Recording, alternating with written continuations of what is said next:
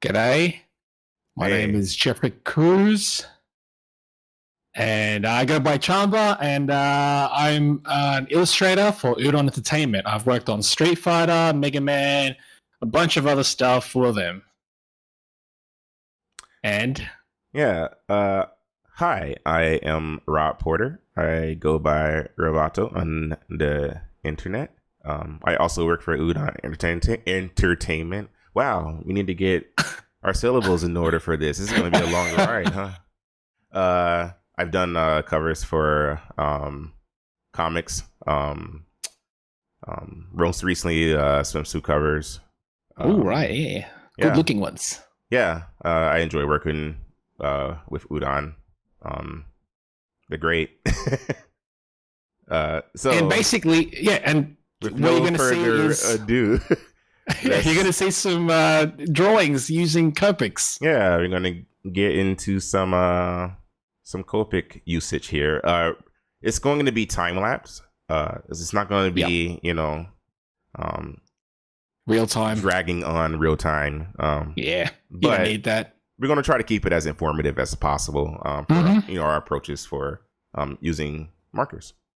Let's just get started. So you started straight from the get go, the full process. Yeah, nice. I'm doing. I recorded the whole thing. So these are obviously the baselines.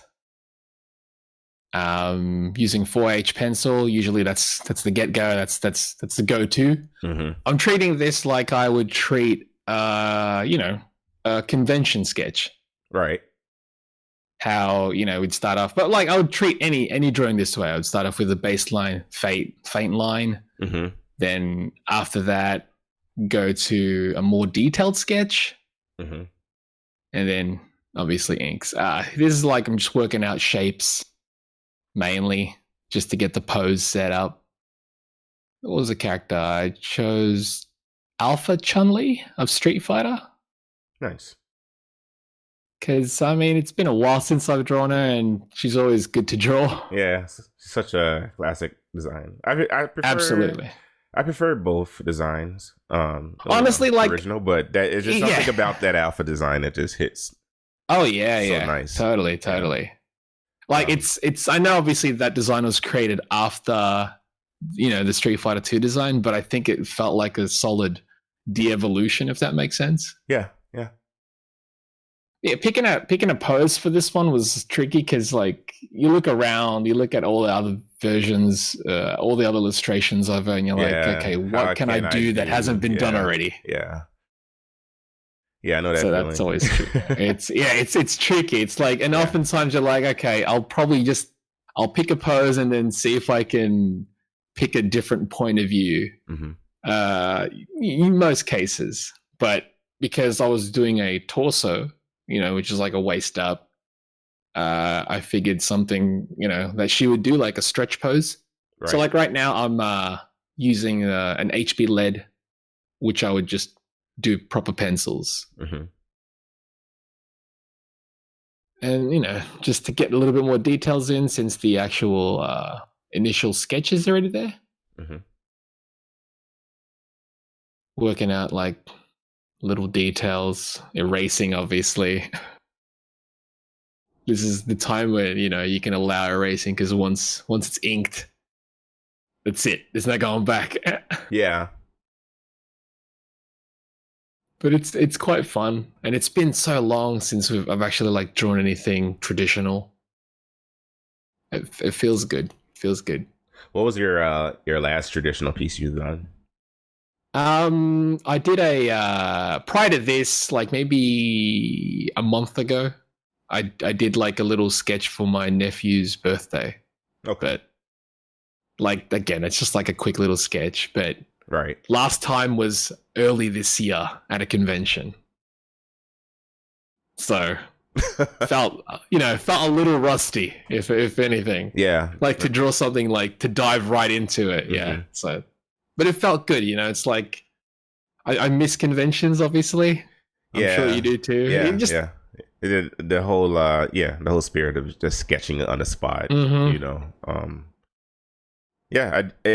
as much as I personally, it was more of a anxiety thing for me. I miss it. I missed that. Yeah. It's almost like that push, like, you have to get stuff done. Like, you have to get this stuff done, absolutely. It's the pressure of getting something done, and that's always a fun thing. Yeah. That's a challenge I enjoy. It's always fun, that though. Yeah. Okay, I'm still penciling. Is it this is time lapse. This is not the actual speed of the video. Yeah, obviously. I think it's it's good that we rectify that. If we would have to like sit through the whole thing and talk about our process in a real-time video. Yeah. Like watching this, for the people watching this, it's like there's a luxury of having to see it sped up. Yeah. It's always nice. So yeah, right now I'm using the Copic Gas and Fude. It's a brush pen, which I never knew about. I only learnt about like last year.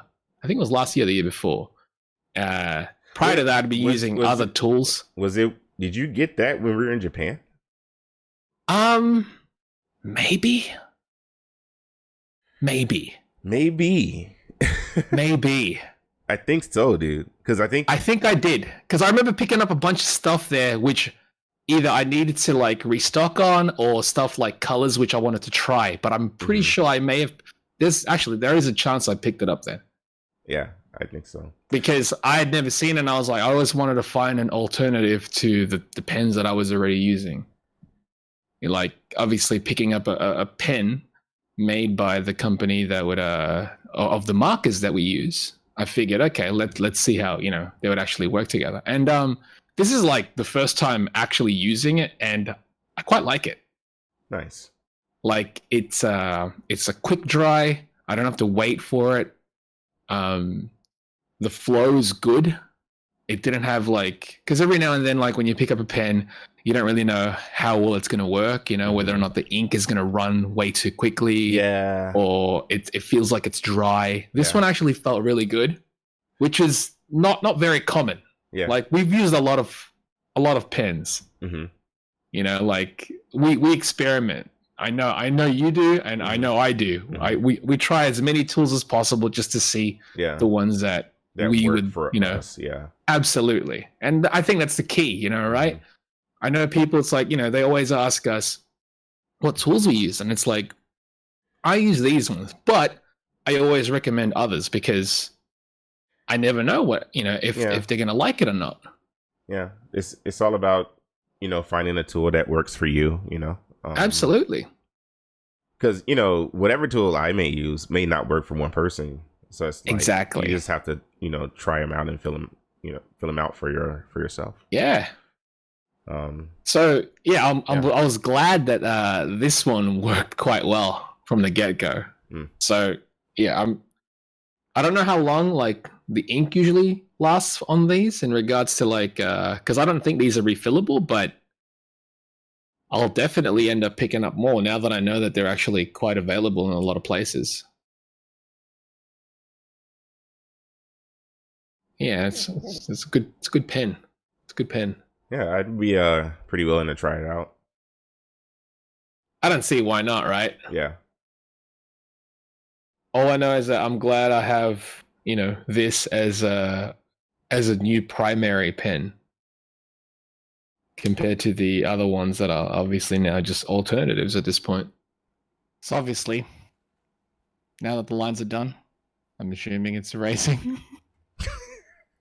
Yeah, it is. It's erasing. And this is obviously I don't even know why I recorded this part, but if I'm going to record the whole part, gonna have everything included, right? I think it's good to know that part of your process, right?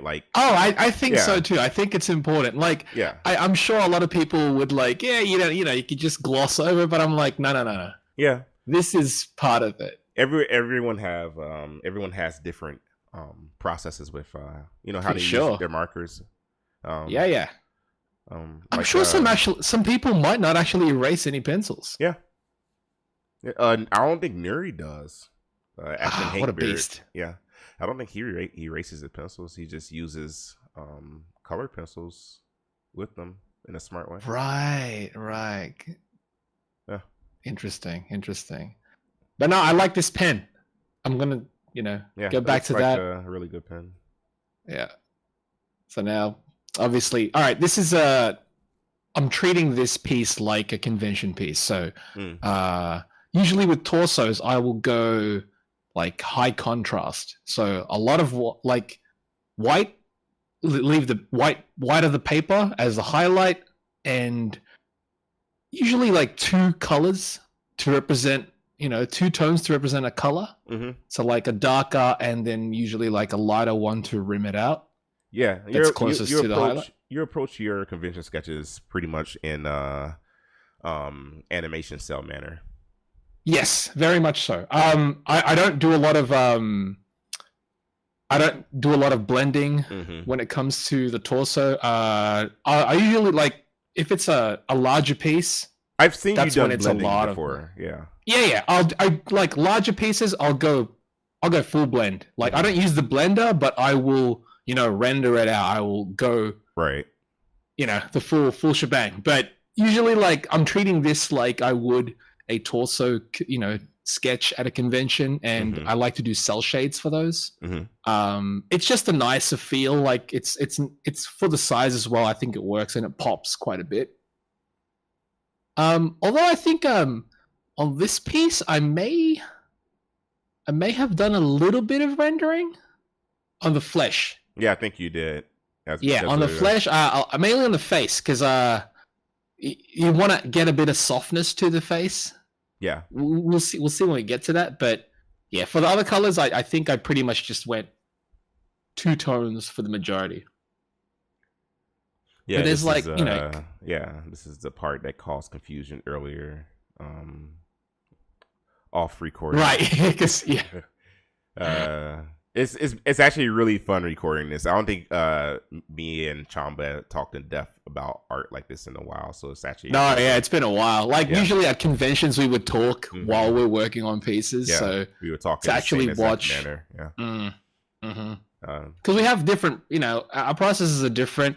Sometimes we have similar results because obviously it's similar tools. It's the same tools, right? But we would attack something completely, differently. Differently. Yeah.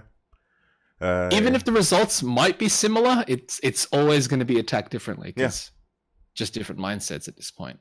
Yeah, I think you're way more expressive with how you apply or use markers. Actually, like the way I think, like of course, I know it's all calculated, right? But I think the way you apply your strokes in a more expressive manner. I feel it's for sure. I would say that like it's not as like where I would actually mark the color down. I have pretty much set in my head, but usually how I apply it would depend on. It is quite expressive. I feel it's also I like to follow, I guess, the grain, if that makes sense, like contour. I shade with contour in mind. Just so it gives forms. It more absolutely, it helps with the shape of things. Obviously every now and then you forget about it and it's all about I'm gonna fill in. I'm just gonna fill in. But it's a matter of simplicity, especially when it comes to convention sketches, because it's all about how simple and efficient can we make or use these efficiency colors. Is the key. Yeah, absolutely. And it's not typically a lot of colors either. It's either five max, right? Right. Yeah.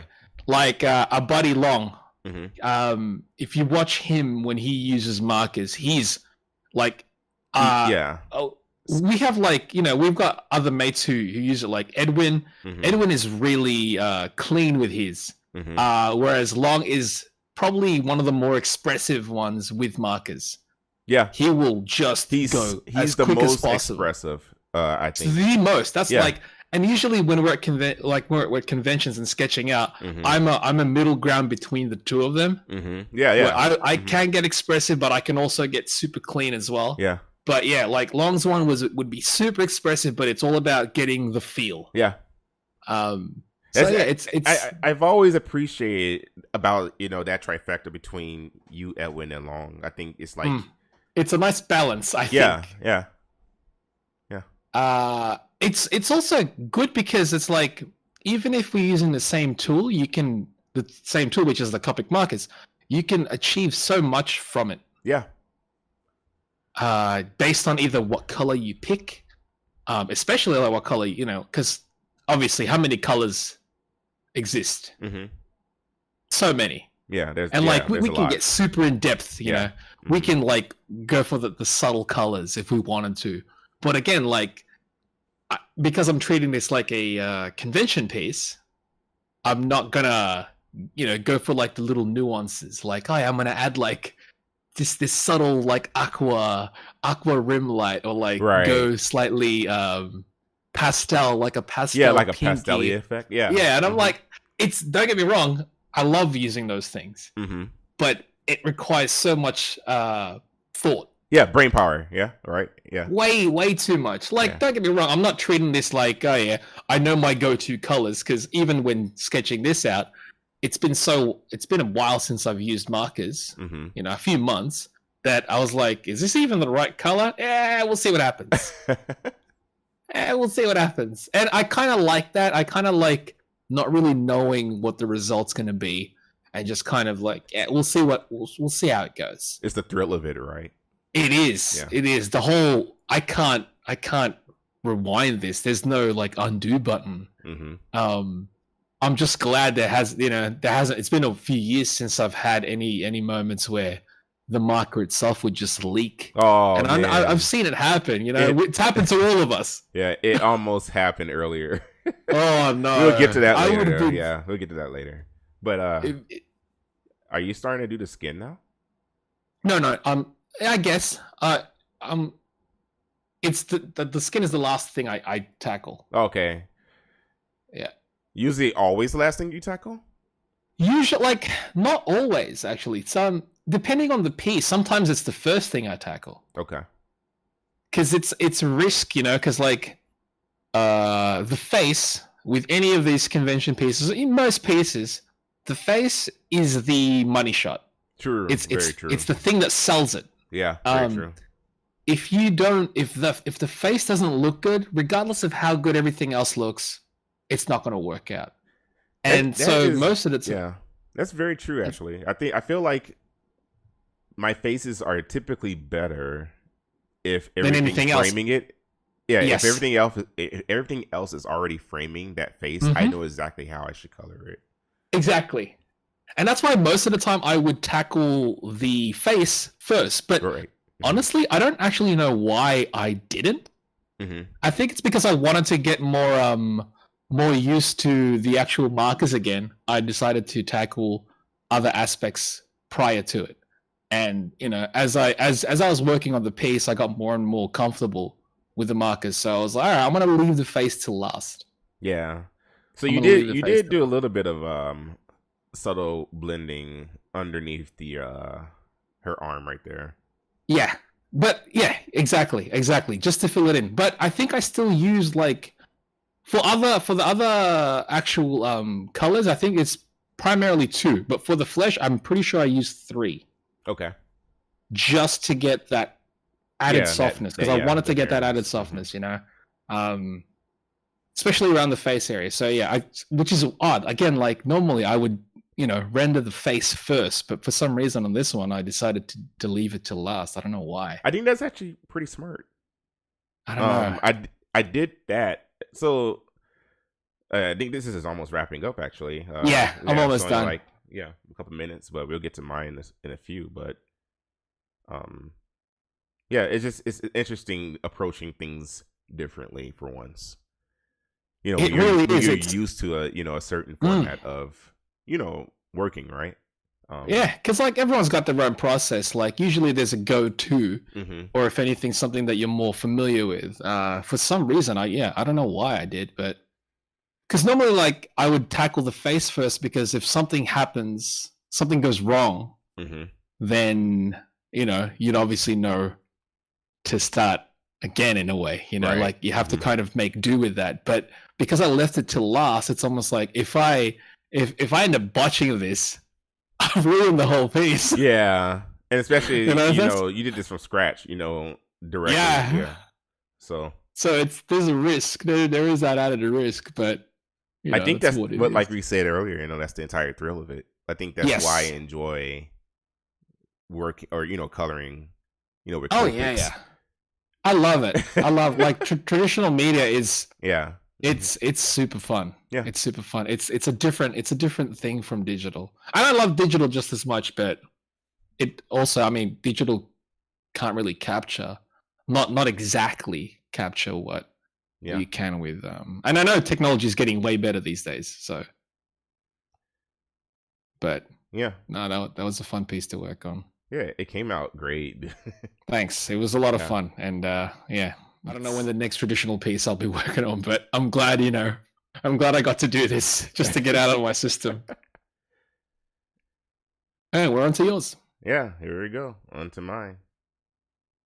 So you drew the line art digitally. Yes.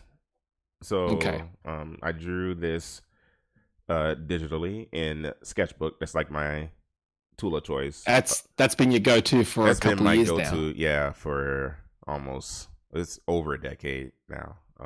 It's just hard to leave that environment. I think it's just because there's no need to. I mean, again, like you found something that you like that you gel with most, and so it's like, yeah, use it. Yeah. So, man, my approach on this piece was actually kind of frustrating at first because, I had to color this piece twice. Yeah. In order to record this entire presentation. Right. So so you get the gift of two versions of this illustration.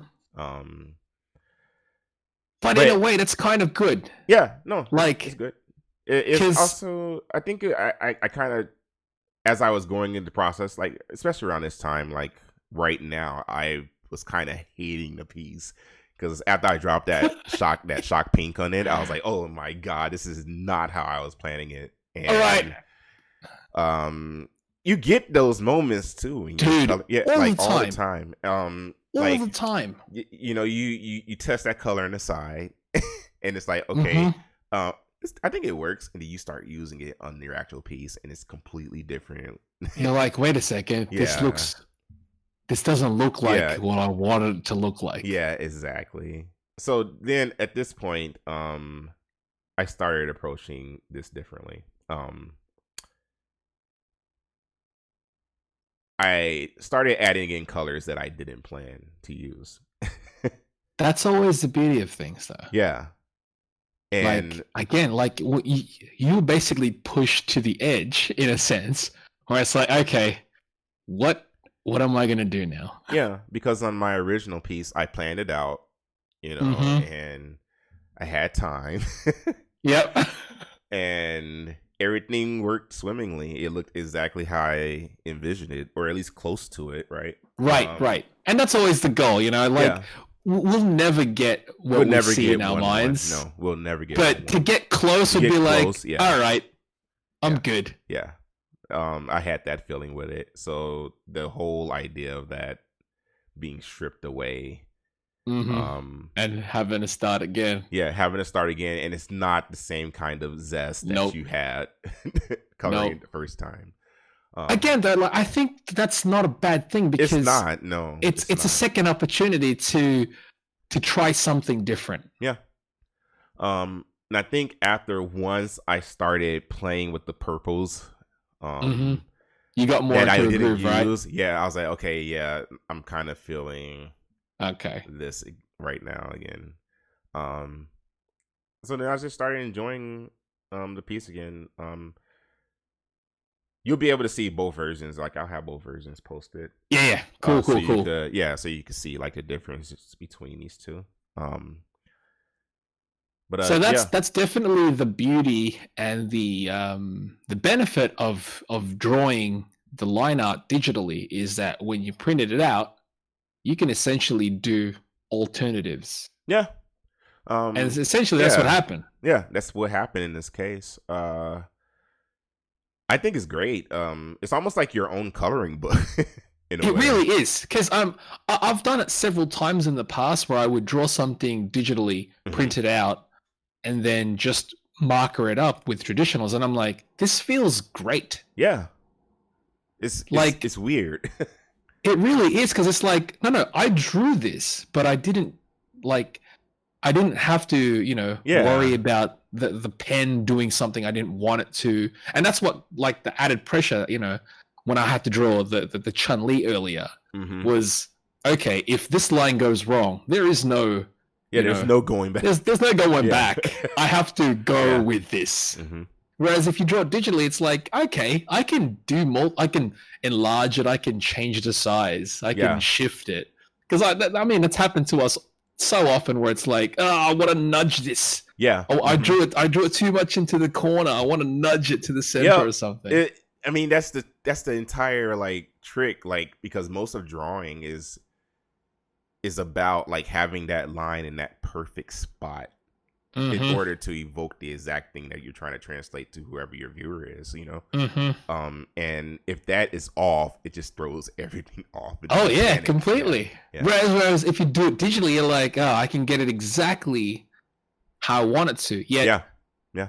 It's like the best of both worlds in that sense, because once you print it out, it's like, okay, I'm going to marker this up traditionally and basically get what I want to express with the colors, as opposed to, like, there is no going back. Like you were saying, when you started with the pink, you're like, okay, this is not looking like I had intended. But whereas if it was digitally, you could be like, oh, okay, I'm just gonna I could just alter. I could just alter in the colors like that. Right. Yeah. Whereas here it's like, okay, I gotta work with this. Yeah. And I did not want, like, waste ink, and that's the thing too. It's like, it's not just because I'm printing out, Oh yeah, drawing, no, I agree. I'm still wasting resources here. It's like it's all still a resource. I think it's fun if you could ever find yourself in with a really nice printer, and do your line art and whatever digital drawing tool of choice. And then printing it out and then coloring yourself. I think it's pretty fun. It's pretty relaxing. I've always enjoyed coloring. Like, coloring is relaxing. Yeah, it's very relaxing. If anything, like, I have more pressure on myself when I'm inking the lines. Yeah, I agree. Because it's because it's stripped of color. So this is the foundation. If this foundation is wonky, it's gonna collapse. So that has to be solid. Whereas the color, you're like, okay, I'm kind of like breathing life into it. So around here, I started working on her gauntlets, and this color is particularly dark, and I'm really I get real anxiety when using dark colors, because, like, the one slip up could mess up the entire piece. Oh yeah. Like, one splotch that goes outside of a line is like, it's like, cool, feeling. It's ruined. Yeah. It's ruined now. Yeah, so these are always, like, tricky. Whenever I'm using a dark color in any of my marker pieces, that's when I'm at my most, like, stressed. You're like as careful as possible, aren't you? Even when it comes to, like, shading shadow, like shadow on the faces. Oh, dude, shadow on the faces is the most pressure. Yeah, it's a lot of pressure. Yeah, because you're afraid it's like, if it's too dark, it's like, oh, now I have to, like, rework aspects of it to make this dark area work. Yeah. So I was just there's no erasing. I didn't know what I wanted to do with the gauntlet. Because I treated the lighting completely differently in the second attempt compared to my first attempt. Which I think was great. Yeah, I did not want to copy the exact same lighting. And not only the lighting is perfect at all, light sources are coming from everywhere in it's like that's the piece that you know we have to remember is like when we're drawing. Yeah. Sure, we can pick a realistic light source, but we're not you know taking photographs here. You know, we have to make it like if anything, the lighting that we use should at least evoke dimensions to the character. Not necessarily like, oh yeah, these are exactly where the light sources are hitting. Right. You know what I mean? And I think that's what you're capturing here. Like there are aspects of her that look. She looks like there's a shape to her. Yeah, I try to at least like keep the subtlety of dimension. With the colors, she's no longer a flat image, basically. So I'm employing like a lot of like blending tricks. And I actually discovered something recently that. My actual process for like how I use Copics is almost 1-1 to like my digital coloring process. Oh, cool. Yeah. And it's been great. Because the first time I approached this, you know, on the first attempt on this picture was an experimentation on that. And it's almost like I unlocked like a third eye or something like that. But you know, it's great. I like the tone that you're using to basically rim out the pure white light on the gauntlets. Oh yeah, because it's a full on contrast to the shadow on the interior. Correct. Yeah. Because it's like you got the dark shadows, and then it's like a pinky, and it really makes it pop. So it looks way shinier. Yeah, I went for because her actual leotard is pink. I went for like a reflective kind of. Makes sense. Yeah. Looks great, and it looks really shiny. Yeah, I've always seen Cammy's gauntlets as being this palette in particular to be like right shiny. See, that's cool because you're going full render with this one, like compared to what I was doing, which is more of the high contrast. You can really see the different textures of like, you know, like the materials, I guess, because the material of her fabric, it's fully colored. So that you'd assume is more matte finish as opposed to her gauntlets, which are shiny, you know, like a shinier surface, which obviously you can see from the light. It's amazing how like my markers at first, when I started off on this, they were like really neat and organized, and as so I'm looking at your table, all over the place. All your markers are all over the place, dude. That's why when I was recording, I'm just recording. You know, I had a 2-camera setup, but you can't see off the camera, which camera, is just it's just a all mess over the place. Yeah, all my markers are just everywhere, and that's that's the thing. Like when you're working with these things. You don't have to be neat, really. Yeah, no, you don't. Off the side of the camera, I do have a scratch board. Like I've always used a scratch board for like all my illustrations, just to make sure that just to test if the color looks exactly how I planned. Yeah, the scratch paper should be the same kind of paper. Because like I remember like using a different paper, and I'm like, that's silly because you're gonna get a different result. Yeah. Like, it's almost like, what's the point of having a test paper if it's not the kind of paper that you're actually working with? So I'm adding this skin in actually rather fast. I think I was like really feeling the piece here at this point. And actually, but you can see the shapes defined. Yeah. I actually I approached the highlights in a completely different way compared to the first one. The first one had it was overcasted.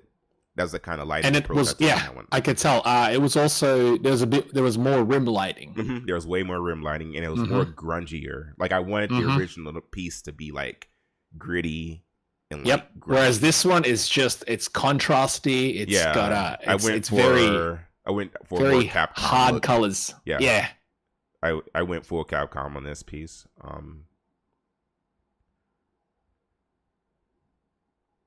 I just love attempting, like, going in that direction, man. It's so fun. Oh, yeah, dude.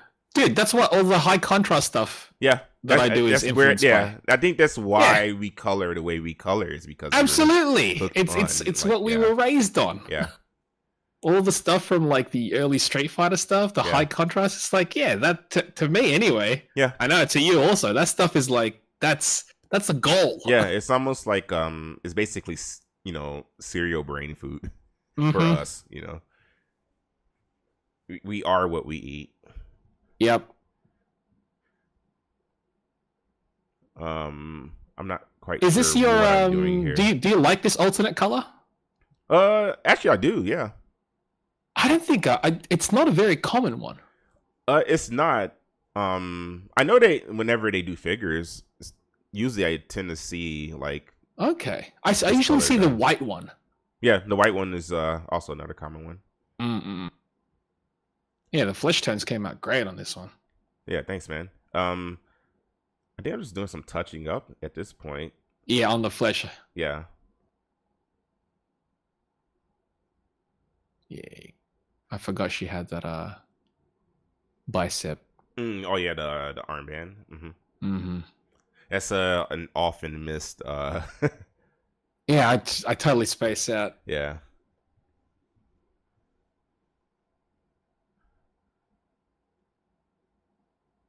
Great pose on this one too. Thanks, man. It was in my head. I was like, I have to get this out, and yeah. It's kind of the beauty about like doing a lot of the Street Fighter type characters, because you could always tackle any of their action. Yeah, as an and illustration. Then like all you gotta do is like pick an angle. Yeah. Really.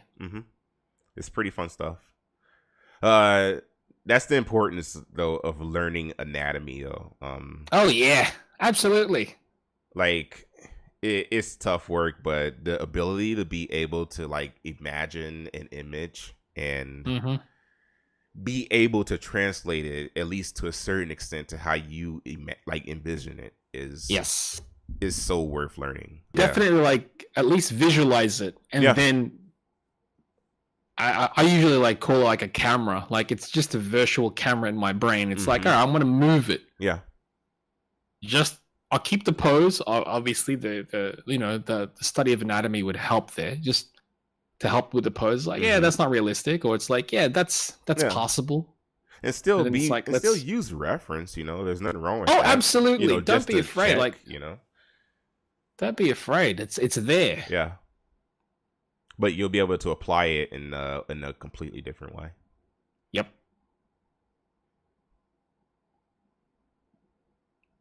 So I'm just adding in. I'm adding in that. Oh yeah. So around this marker is kind of giving me a little bit of trouble. It was doing the whole leaky thing. Yeah, I think it was happening with mine too. I was when I was outlining, because I usually do the same thing where I would outline the character. Yeah. Just to give it an extra bounce, and I'm like, there was a certain point where I was like, oh no, the ink is running out. I should have checked this before I started. You can see the original Cammy like to the upper left there, but like I'm constantly going off to my scratch board and making sure this thing doesn't spill. This happens like often in at conventions, because we go on when we go to the conventions, we have to travel, and our Copics go on airplane. Totally. So that's like pressure stuff, right? Yep. So when we arrive at the con and we start working on our illustrations there, it happens way more often. It's when a marker decides to bleed. Yeah. And just leak, and it'll ruin it. Yeah. It's just the nature of the beast, It's not a. It is. Yeah. It's not the marker's fault either. It's just. Yeah. If anything, it's a simple. We check it before we use it, and that's the problem. Is we forget. Yeah. Finishing touches. Yeah, just finishing touches, rotating it around, just checking it out, and I think off recording, I did a few more finishing touches on it, because you can always go back and like. That's fine. But I mean, this is you got a majority of it here. This essentially captured. Yeah, this is pretty much done. What it is you were doing. Do you show the previous one? Not on this recording, but I mean, I could put up a thumbnail like right now, and that's the original. But yeah, I think this came out great, man. Thanks, man. I had a lot of fun at the end of the day on this one. Yeah, even if it was like, I gotta do this again. This is like a weird deja vu. And I only had like 4 hours of sleep, so it's like it's that's the art life, though. Dude. Yeah, it's part of the life. Yeah, you know, I mean, we could obviously not do it this way, but sometimes some days are just like this. Yep. So yeah, that's 2 pieces that we worked on separately. That's it. Using Copic products. Yeah. Which are our go-to at this point. What are your feelings about your illustration as an afterthought? Are you happy with it? I'm definitely happy with it. Honestly, like it kind of sucked in a way that that was one of the only pieces that I worked on. Mm-hmm. Because normally, like, time, you mean? Yeah, because like normally, like, you know, the only time we work on any traditional pieces normally is at conventions, and at a convention we could draw upwards of like 20 plus pieces. Yeah.